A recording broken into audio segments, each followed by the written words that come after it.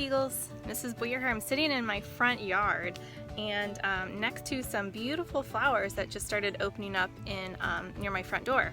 So these guys gave me the inspiration for our next project that we're going to do this week, and it goes really well with coming up on Sunday, May 10th is Mother's Day. So maybe what you guys create today you could use for a gift for Mom for Mother's Day. And if not, that's okay. You can just have fun making it and maybe keep it and just keep it for yourself. So let's get started.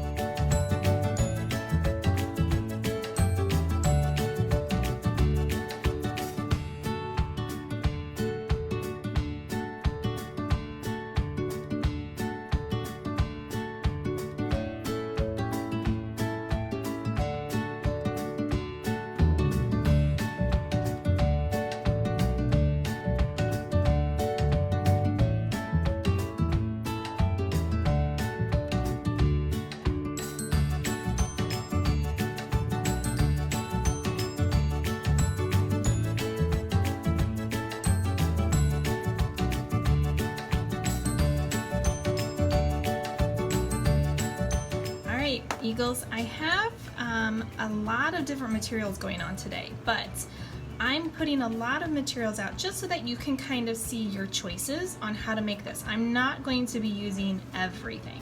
So let's kind of go over what we need to start. So first we need a piece of paper, and I'm going to have mine going vertically instead of horizontally because we're going to be making a vase or a vase of flowers today for our mom sitting on a table.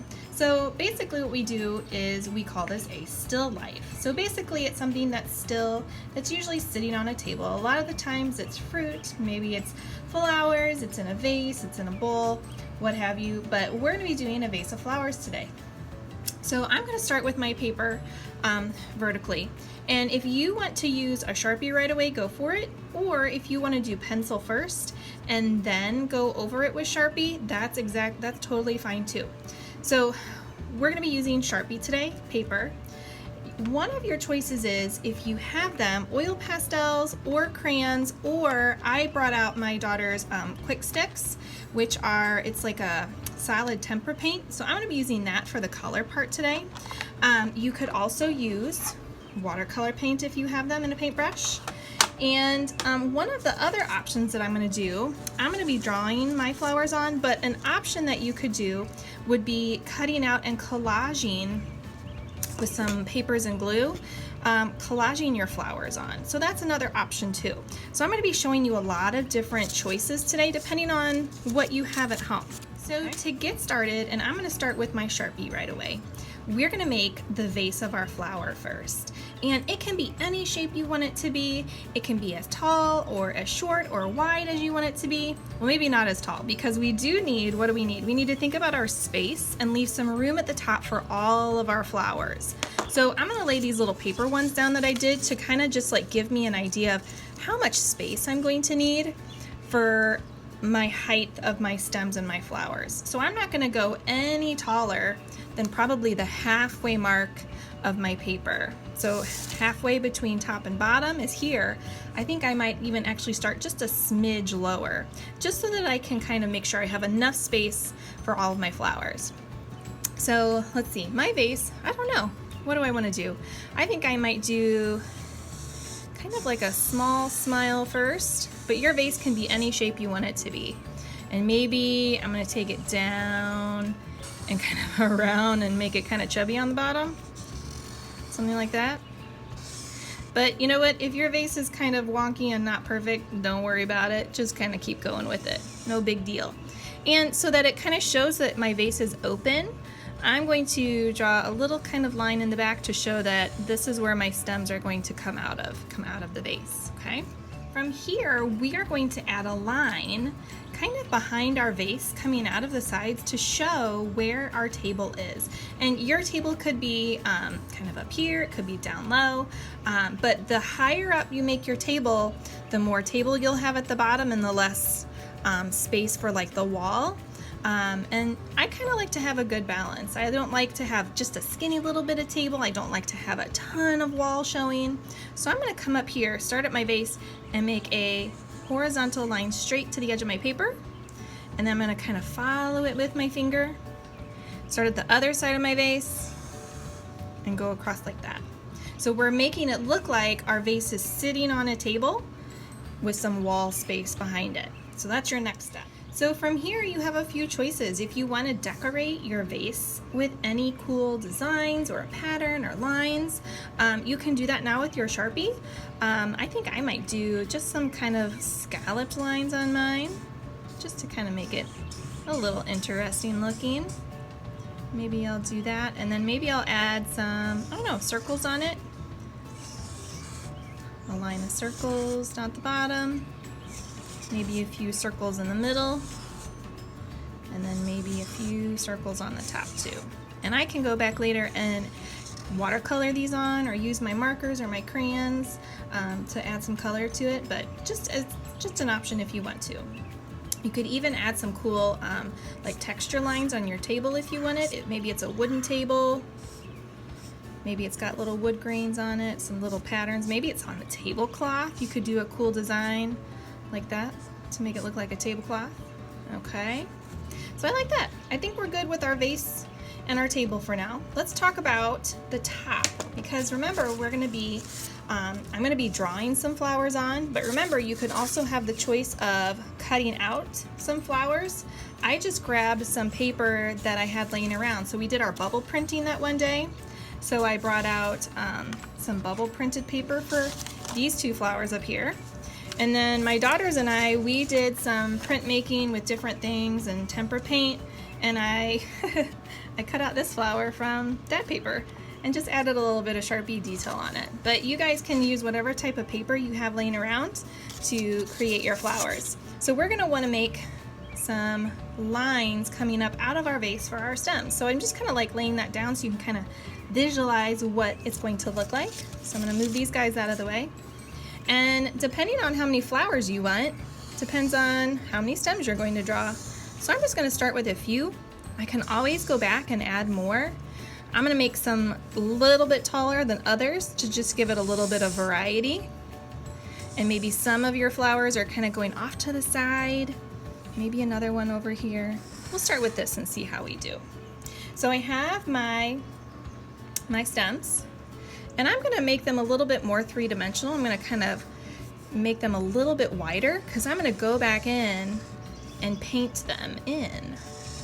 I'll go like that. I'm just making them look a little bit more interesting than just one straight stick line. Okay, so I have my stems, and at the top I'm going to add a circle on each one because I think that's what I'm going to be going with. If you want to change and not do circles, if you would rather do some tulips or maybe ranunculus, whatever kind of flowers you have in your yard, go outside and get some inspiration. I mean, mine all that I did over here, they all have a circle in the middle, but I guess that's just kind of the flower drawer I am. Okay, so your next step is we're going to draw some petals coming out. So have fun with this part. There's no real perfect flower. So go for it and just see if whatever kind of shape starts coming out of your marker there, go with it. So I'm going to do some pointy ones here. I might even go back in and add a few little fun details with them. We're going to go back and add some color in a minute. Maybe this one I might kind of go make little softer scallop lines. He's going to kind of be behind that one. How about over here? Maybe this one's kind of like a, I don't know, spiky one?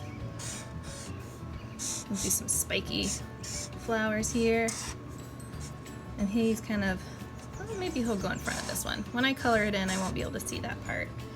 And then this one might get a few layers. I think I might do another scallopy one there, but then go out a little bit bigger. I think this one's gonna be a big flower because I have a bunch of space at the top. I think I might do one more layer. We'll see how this goes. But have fun, play around. No matter what, your mother's going to love it. Believe me. All right, I'm gonna do one, kind of some sway flower petals. That one kind of reminds me of Vincent Van Gogh's, his sunflowers, kind of. Put some little interesting textures on there. Maybe put a little bit more over here. And then maybe this one will have some curly little lines coming out of it. Just have fun, play around. You could go outside and take a magnifying glass with you and hold it up to some of your flowers around your neighborhood and check and see what kind of lines and shapes you see in your flowers.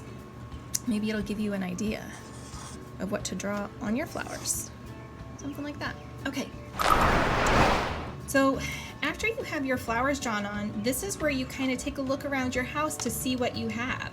If you are kind of ready to, and you have paints available at your house, you could totally do some watercolor paint or some tempera paint to paint these in, because remember, watercolor, it won't cover up your Sharpie. That Sharpie will shine through, so you won't lose any of the drawing that you've already done. If you have tempera though, be careful because tempera will probably cover up a lot of your Sharpie, depending on how much you use. You could also just leave it like this and do some crayon or marker on top of it to fill it in. I'm gonna go with my Quick Sticks, my solid tempera paint that my daughters really love. They're very, very creamy, kind of like oil pastels, and so that's what I'm gonna go with.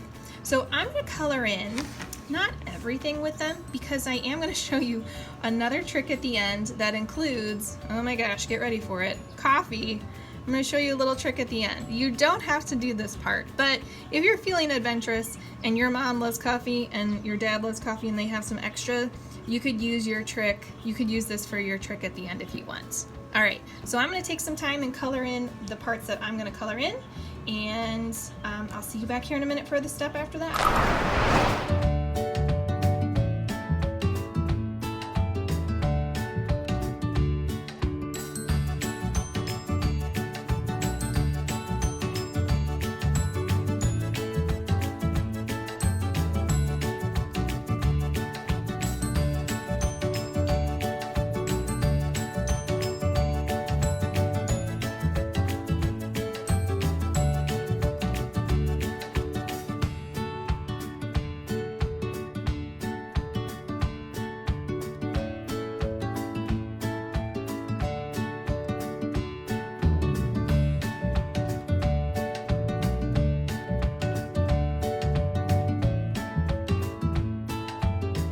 Clark Eagles, so I finished coloring in the parts that I wanted to color in because this next trick I'm going to show you is, remember, it's with some leftover coffee and a paintbrush, and I kind of love it because I'm a mom who loves coffee and I love flowers. So if you do this trick and your mom loves coffee and flowers as much as I do, well then I think she's going to love this next step. So the next thing that you guys are going to do is, it's going to sound a little strange, but we are going to crumple up our paper and we're going to give our still life kind of like an antique-y look. I didn't add an extra paper under there. So I know this sounds really weird, but we're gonna crumble this up into a ball and make it look really antique-y, so it's gonna have a bunch of different like wrinkles and stuff on it. But if you're really not into that part, then don't worry about it. You could just like watercolor around it and skip the crinkle up part. But I'm gonna try something different today. So let's go for it. Let's just go for it and see what happens. Because you know what? Artists make mistakes, we make messes, but we have what it takes and we're gonna try it anyway and be okay with it because we can always try again. So there's my beautiful paper that I just created. I wadded it up. If you need to, go ahead and sit on it too. And it's oh, careful when you're opening it up, don't tear it. Okay, but that just kind of gives it more of an antique look too, I guess. All right, so we're gonna kind of spread it back out. You see all these little crinkles that we have on our paper now? It's gonna give it a little bit of an oldish kind of antique look. And my mom loves antiques. I don't know about you guys, but she loves old things. And I got a little rip. I can just tape that when I'm done. Okay, so we spread it out. We got all these little cool textured crinkles on it. So now we're ready to paint on it with our coffee. And I know this is so weird, but let's give it a try. Let's see what happens. Okay, so when you guys start to paint with your coffee, remember, since I used kind of like an oil pastel tempera cake kind of thing, the coffee is not going to cover up whatever you did, whatever you drew with. If you use crayons, it won't cover those up either. If you use marker though, kind of like our marker trick with water that we did a few weeks ago, it'll probably make your marker kind of start to blend and run. So if you're not into that, then maybe skip this next part. But if you used watercolor paint instead of coffee too, that would probably look really beautiful too. But I'm just kind of going for like an old, there's a FedEx truck, sorry guys. I'm kind of going for that old kind of antique-y look because I know my mom likes antiques, and I think she's gonna dig this look. All right, so my next suggestion, once you have your coffee kind of painted on there, just don't move it for a while. Let your paper dry, because it's gonna be very, very wet and we don't want it to rip or tear, just like that. So just kind of let this sit and dry, and if you don't want mom to see it, just kind of maybe put it on a piece of cardboard, or I have mine on a clipboard, and you could move it and hide it in maybe in your room to dry. So I'm gonna be back once mine is all dry and we'll kind of talk about the ending. All right.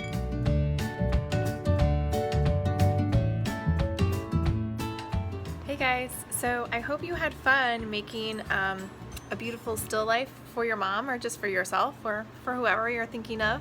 I had a lot of fun making mine. I'm gonna tape my little tear there, but I think I'm gonna have my daughters do it for their grandmas too. So if you create one, or if you try one at home, I would love to see what you guys did. So don't forget, you can always take a picture, you can email it to me at the email at the end of the video, or you can post it on Google Classroom, or you can show me on Seesaw. I am checking all those things all the time. So miss you guys. I hope you're good. I'll talk to you soon. Bye.